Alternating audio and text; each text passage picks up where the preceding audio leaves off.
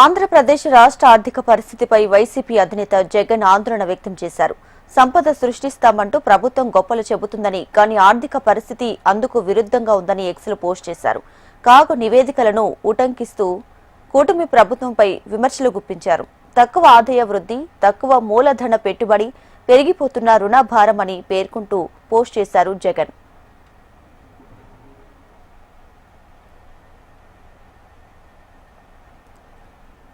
రాష్ట్రంలో ఆర్థిక పరిస్థితి ప్రమాదకరంగా ఉందని కాగు నివేదికలు స్పష్టం చేస్తున్నాయని వైసీపీ అధినేత జగన్ తెలిపారు. కూటమి ప్రభుత్వ పనితీరులో వైఫల్యాలు స్పష్టంగా కనిపిస్తున్నాయన్నారు.